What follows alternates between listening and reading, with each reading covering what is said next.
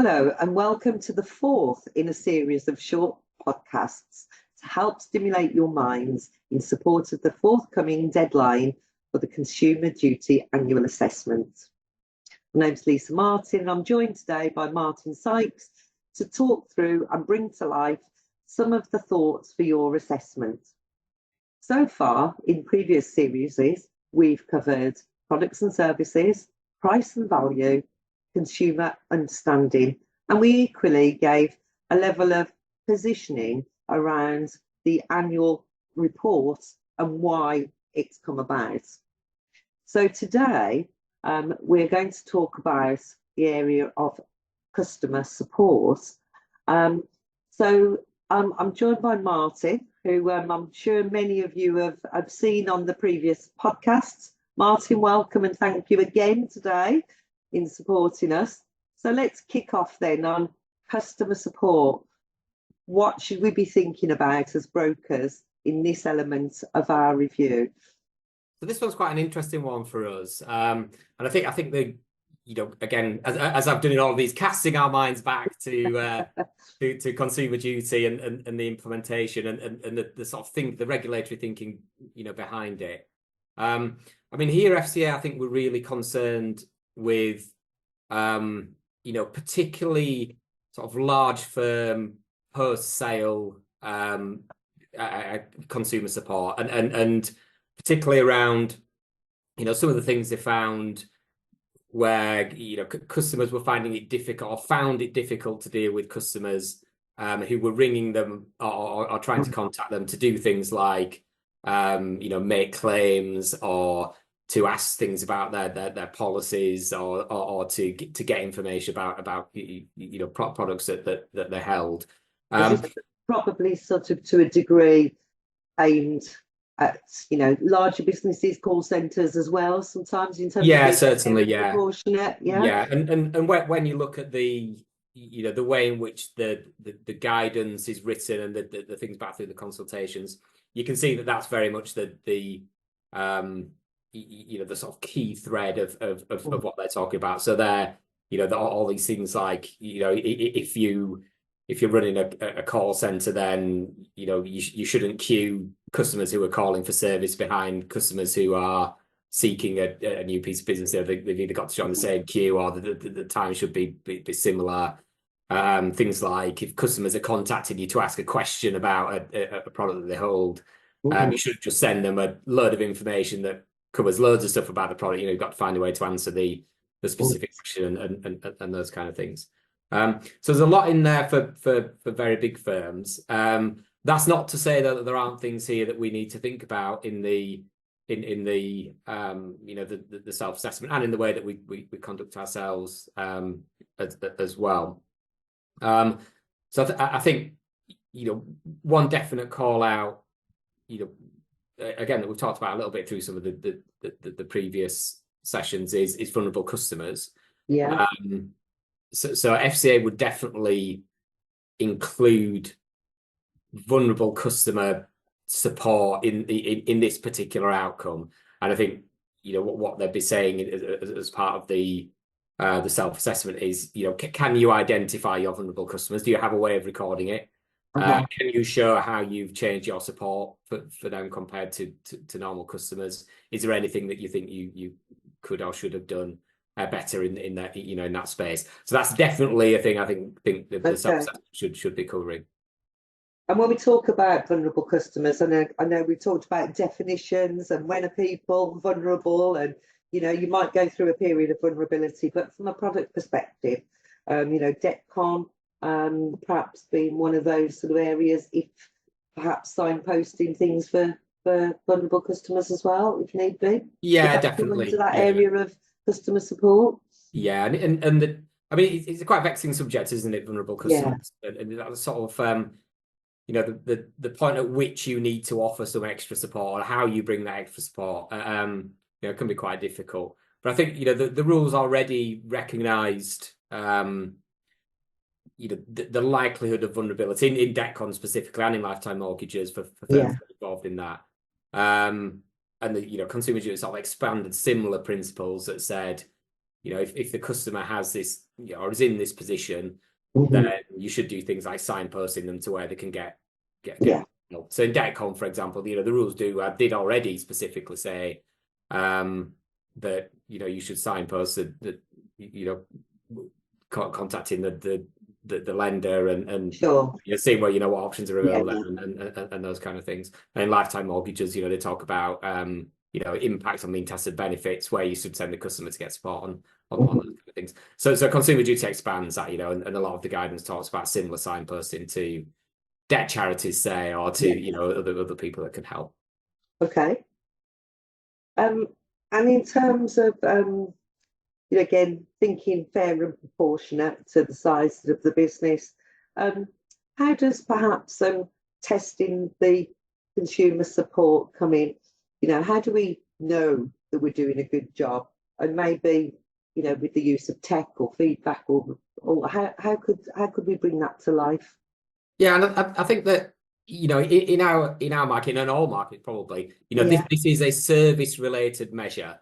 So like some of the other things that we've talked about, where we're looking for proving customers understood things, those kind of things. This is whether or not we provided the service that we set out to offer. So you get into some fairly classic measures, don't you? So net promoter score, those kind of things from post sale questionnaires, similarly Google reviews, or any of those other things that draw out a number that shows that a level of satisfaction or not with the service that you're given.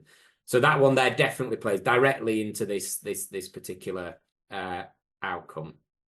I think other things that you try to pick up would be service-related complaints. So customers who've definitely said, almost the other side of the one we just talked about, customers who've definitely said, I'm not happy with the service. And I think I'd call that out as distinct from not happy with the advice or didn't understand the product. But the ones that are saying, I tried to contact you and I couldn't, or I tried to do this, or you didn't turn up at my meeting, or I couldn't get through to you on the phone. Those kind of things would be, definite measures that you'd put in here. The absence of them as well would be. So, I didn't have any like that. Would be, something that you'd mention. I mean, bringing that to life right now, given the way we are in the market, it's very volatile. Brokers in particular, are holding on at phone lines to lenders. And can't always get the answers, and that I suppose to a degree, sometimes the service isn't always within their gift. They're reliant upon others. Is it just solely focused on, I presume, what they can offer as a service, but being mindful that our intermediaries are actually working with lots of third parties as well? Yeah, definitely. So what we're looking for, I think, or what should be covered in the report is did we get any service complaints where the issue was the service that we provided? Yeah. So the fact that the lender was difficult to deal with, or the moving rates or whatever, those wouldn't fall into that area. Sure. Something where we missed the rate because the customer couldn't contact us, or we didn't do it. But those definitely would do. Right. Okay. In terms of sort of other monitoring metrics, things like anything in files or reviews or anything that would come into that in terms of the area of, and I like the way you've brought it back to a service measure. So I think that makes more sense than customer support. It sort of brings it more to life and gets you sort of thinking about the service that you provide as a business. But is there anything more,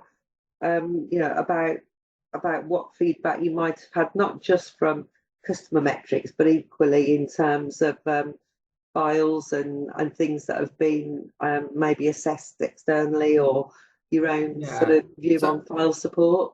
So I think if you're big enough, so for larger firms who are running more sophisticated contact systems, then that set of classic telephone stats would also come in.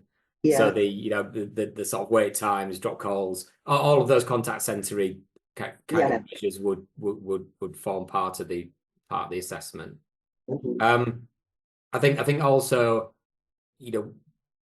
we should think about whether or not there's any signs that we're blocking access to service or to contact. Mhm. So again, probably more a larger firm, medium to larger firm measure, but things like complainants saying, I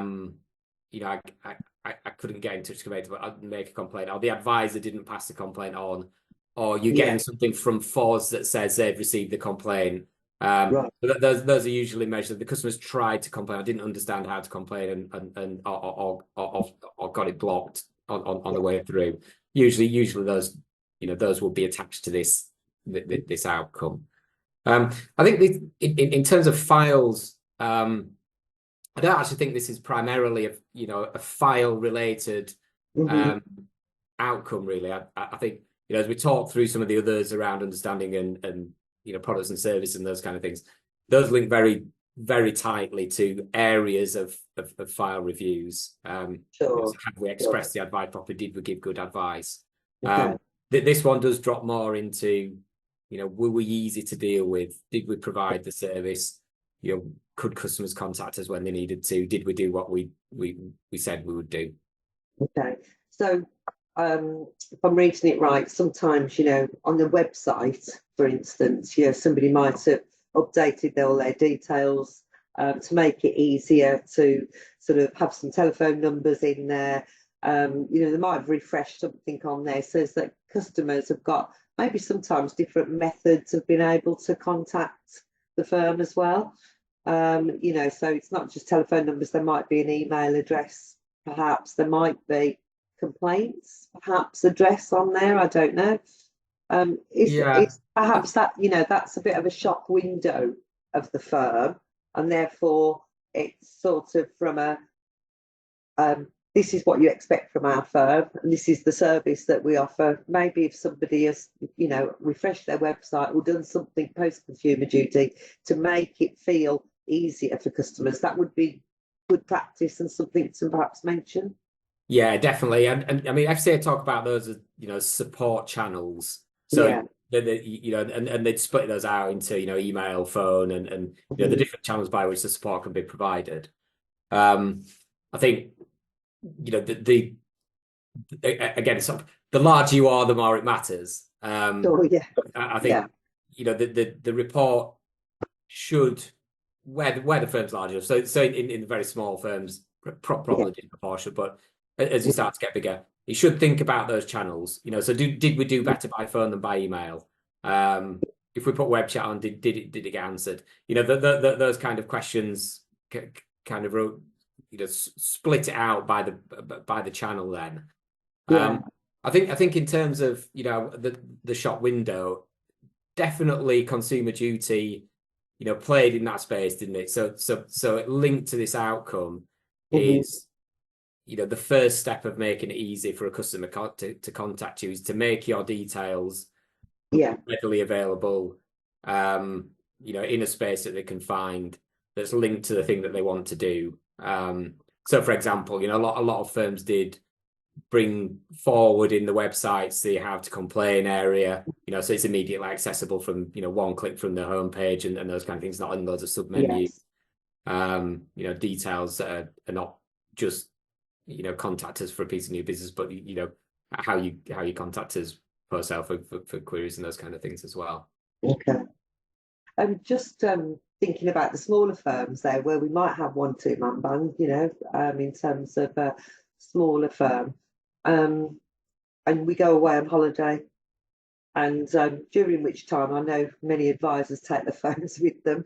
But on a serious note, I think if somebody was a firm that was that there was just maybe even a single principal, and maybe one other advisor, how about the use of locums and things like that? That's good practice, I would probably think. But nobody, if it's a longer term, perhaps issue rather than a holiday for a couple of weeks. But if a customer wants to contact somebody and they're overseas or anything else at that point, just as a general point, more so for this report, but more for my knowledge and understanding.